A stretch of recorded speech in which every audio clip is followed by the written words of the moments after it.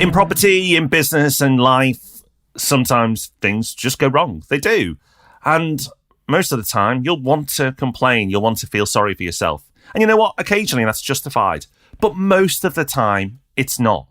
So in this episode, while we may really want to complain about stuff that's going on right now, we're not.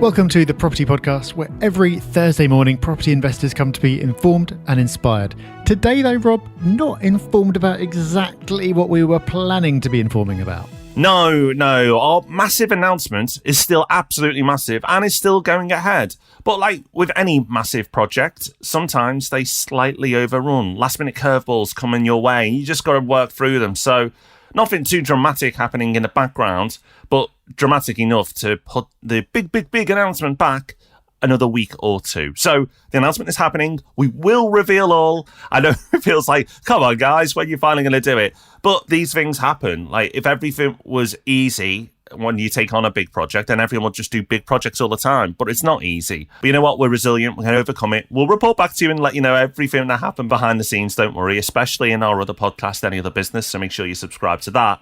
But Rob, we thought this would be the perfect week to pick a episode out from the archives that is a good reminder, not just for everyone listening, but really to ourselves. And it's, don't complain. I needed to hear this episode because it's been a really tough week. We didn't want to be having to delay this announcement. We're not dragging this out as some kind of marketing thing. We're getting to it as soon as we possibly can, but this is a serious thing and we need to wait until everything's absolutely lined up. And it's like we've run the marathon, we thought we were at the finishing line, but it turns out that actually that's just a mile marker and there's another mile still to go. And as a result of that, the last week has been really tough. And you know what? I've had a day when I found myself complaining about everything that was going on. I should have reminded myself of episode 218 of the Property Podcast titled Complaining is for Losers. This is an episode we put out a few years ago now, back when our audio quality wasn't so good, just to warn you, that really digs into why complaining about your problems is so damaging in so many different ways and what you should do instead.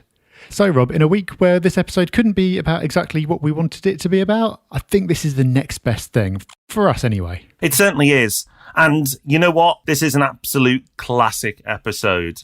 This is one that we were wanting to put back out anyway. So you're going to be in for a treat. If you've listened to it before all them years back, then you know what? These lessons are worth repeating and worth hearing again. If you haven't heard this episode before, well, lucky you. I really do think you're going to have a mindset shift after this episode. I really hope you do.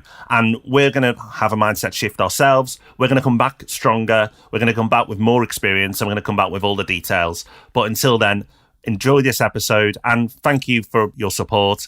We know you are really behind everything we do. And we love that positivity. So here's a positive episode for you. Enjoy. It will not have escaped your attention, I'm sure, if you have ever spent any time around human beings, that some people moan all the time.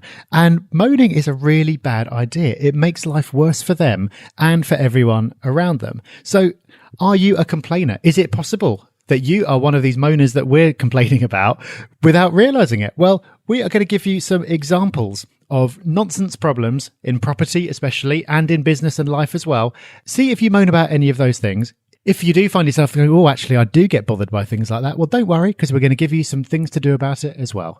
So, Rob, what are some things that you hear people complaining about that they really shouldn't be? Okay, so some examples. First one, my rent's a day late. Oh, boo-hoo, your rent's a day late. You know what? Sometimes that will happen. And if it's only very occasionally, who cares? Don't let your world end because your rent's a day or two late. As long as it's been paid, then that's the main thing. And yes, you don't want to get into a habit of allowing that to happen. But the point is, there are much worse things that can go on in your property portfolio and your general life. Don't let the small things bother you. This one, prime example of one that you should not. Another one, the conveyancing process, so that's you buying the property, is dragging. You're not buying a washing machine. You're buying a property, and there are solicitors involved, and there are people involved, and there are often mortgages involved. And with all these spinning plates happening, yes, from time to time, this process will take a long time. It happens. But the harder things in life sometimes you have to work for. And the benefit that you're going to buy an asset that's going to pay you every month, that can look after your financial future and possibly future generations' financial futures, is possibly worth working through. Don't let the small details that you can possibly find a reason to moan about take you away from the big, exciting things that you're trying to do. Okay, having a bit of a rant. This is fun. I want to get in on this. I've got a couple as well. So also, getting a mortgage is hard work. That's another complaint that you hear all the time. Well, yeah, getting a mortgage can be hard work. You do have to fill in lots of forms, spend some time answering annoying questions, having delays. But think about it. You're being lent 3/4 of the money that you need to buy a property. That's amazing. And at the moment, you're being lent it at silly interest rates. So yes, lenders can be annoying, but hey, it's their money. And if they're going to lend it to you, they're allowed to ask whatever questions they like. Another thing that you hear people complaining about all the time is that the property needs some refreshing doing it. So maybe some tenants have moved out and it needs a coat of paint or a carpet replacing or something like that. Well, yeah, but you know what? These things happen. It's an asset. It's making you money. You should have budgeted for it.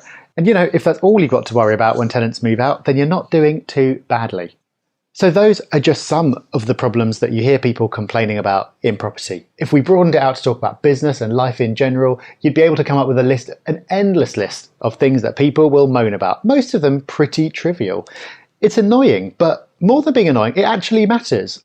And Rob, people who complain are really damaging themselves.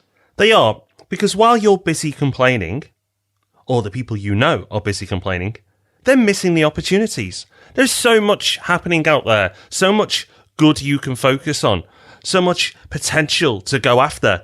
But if you're busying yourself with moaning about the small niggly things that are going wrong, or that could go wrong, or haven't gone as well as you'd liked, well then, you're not going to be able to do the fun things. And that's going to stop you from taking action in the first place. So don't let that happen. Focus on the good stuff. Focus on what you can control. Try and take the best out of it, every situation, and you'll do a lot better. And Rob, as we've touched on, you're going to be less happy if you're moaning. Yeah, and here's the really killer part for me. If you're complaining about things and focusing on the negatives, you will be less happy, but reality will be no different at all. Whether you take something in your stride and deal with it, or whether you spend ages bellyaching about it to anyone who'll listen, or even just to yourself, running over and over it in your own head, nothing is going to be different. So your own mood will be different. You're voluntarily putting yourself in a bad place, and reality is no different at all. So you're giving yourself a negative experience when you don't need to. And not only that, but nobody's going to want to be around you if you start complaining out loud either. So you're giving yourself a worse time. You're going to find people sidling away from you and not wanting to be around you when you're complaining about stuff. So this really does matter. It affects the opportunities that you spot and can take advantage of, and it affects your day-to-day experience of the world. So that's a valuable first step. If you do spot yourself complaining sometimes, and I think we all do it sometimes, of course we do, but if you find that you're doing it habitually or more than you'd want to, then let's give you some practical tips to cut it down a bit. Okay, so first of all, just accept that you're not entitled to everything being brilliant all the time. You're not. It's how you deal with adversity is that what really defines the winners from the losers. So look at all the winners that you can recognise in your immediate life and more famous winners. The easy ones to refer to, you think of Elon Musk, you think of Richard Branson. Do they come across as moany people who focus on what can't be done? Or are they risk takers? Are they opportunity seekers? Are they the people who are bubbly and have got things going for them? Of course they are. If they sat around thinking about what's going to go wrong, how it's going wrong, how every single challenge is going to hold them back, they would not have achieved what they have achieved. The people who do things in life are those that see the opportunity, don't waste their time moaning about what's happened. In property, 99.9% of the time, it's not necessarily bad situations, they're just lessons. They're lessons you can learn. By the 0.1% of things in property that are absolutely disastrous, you can't bounce back from, hopefully you'll never experience that, because the rest of the time, it's stuff you can control or at least learn from. So make sure you do that. And then once you've looked at a situation, try and find the silver lining from it. Try and find, okay, so this has happened, but what's the good that come from it? And that might be that you are going to learn and you're going to take advantage of a situation next time. It may be that you haven't actually seen the opportunity that's arisen from what's happened. So whatever it plays out, particularly in property, most of it is insignificant when you really think about it. And much of it, there's actually opportunity involved.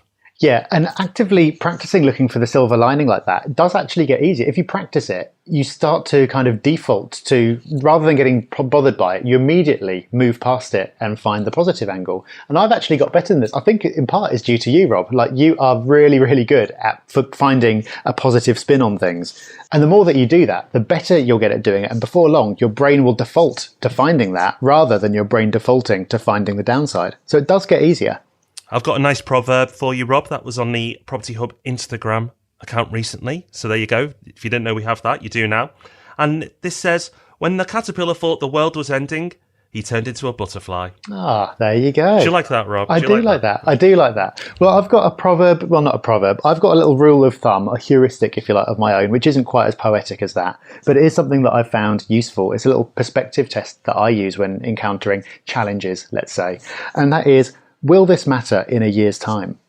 That's something that I've started asking myself reflexively whenever I encounter anything. And almost all the time, the answer is no. And if it won't matter in a year's time, then why worry overly about it now? Occasionally, you'll encounter something that will matter. And in that case, fair enough. Don't complain about it, but give it the focus it deserves. But most of the time, you go, well, okay, this is bothering me today. I could really stew about this for the next hour. But next year, hey, next week, I won't even remember this. So don't get too bothered about it. And as a final practical tip, if you're ready to get a little bit philosophical with me, stoicism is a philosophy. It's an ancient Greek philosophy.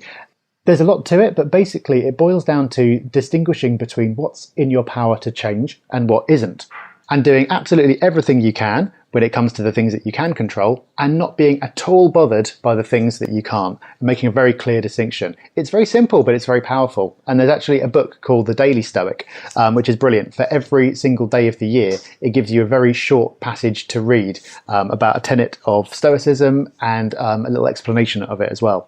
So in about 2 minutes a day, you can kind of ground yourself and hopefully set yourself up for the day ahead in a positive and non-moany frame of mind. And based on your recommendation, Rob, I've bought that book, so I look forward to reading it. It's important. Okay, you've become aware of it. We've talked about examples of things that really don't matter. We've told you why this is so important in the first place. But Rob, what can people take away from this? What are the real lessons? What do people need to absorb the most? Okay, well, I think, first of all, complaining is an attitude. Develop the attitude of not complaining, and this will give you a superpower. If you can do that, you'll have a better life without needing to change anything in reality. And that's pretty cool. That's worth focusing on. If you can give yourself a better life without anything else needing to change, that's worth spending a bit of time on. And there's a quote from Zig Ziglar, which I really like. It says, if you have time to whine and complain about something, then you have the time to do something about it. In other words, I think what we're trying to say here is that complaining is a habit like any other, and you can break that habit if you try. Hopefully we've persuaded you as well that it's worth trying, and we've given you some tips to put into action. So if you recognise yourself in some of those complaints, or you realise that it's something that you want to improve on, we've given you some tips. Use them. Start getting to work on that habit. You'll notice that at first it'll take you a while to catch yourself, but before you know it, you'll start reprogramming your brain. Those pathways will start to change, and you'll find yourself taking a much more positive outlook on things, not letting the small stuff get you down, and spotting all those opportunities you were previously missing when you were busy complaining. We've talked about this before, but when you find yourself in a funk and you've realised it's happening, practice gratitude, because you can't feel neggy, complainy when you're thinking about things you're grateful for. So we've talked about how we focus on maybe 2 to 3 things that we're grateful for at that moment in time. It doesn't have to be anything significant. It can be your family. It can be that the fact you're in this opportunity to be able to invest in the first place, whatever it is. But when you start to deeply feel that, we're getting a little bit hippie-ish here, Rob, but we say it because we believe it. But if you start to get in that mindset, you feel a lot better. And I think it's worth bearing in mind that I get it. I get it. I know why people complain, because it's easy, because people give you sympathy when you complain and you think, oh, I like that. People are giving me attention, and that's what we all want deep down. And the media will reinforce your worldview, because most of it is negative. All the news we watch is all negative. But you have to remember that 99% of the world is brilliant and amazing, and the news focuses on the worst stuff that is happening in the world. It doesn't tell you about the person who picked money up off the floor when they've seen someone drop it and chase after them to give them it back. It doesn't tell you about the time you helped that old lady down the stairs. All these wonderful acts that are going on all the time that people are positive and upbeat about. The world is actually a great place. You don't need to be negative. It's easy to be negative, but your life becomes so much richer and fruitful when you shift and start looking for opportunity and get excited about what can happen. So try it out. Important podcast. Hopefully this has hit home. And you know what? If somebody is a little bit negative, kind of discreetly recommend the podcast to them, and hopefully they pick up this episode. So there you go. Hope you enjoyed that episode. I certainly feel better after listening to it. We will be back next week with the Property Podcast. Can't wait to see you then. Take care. Bye-bye.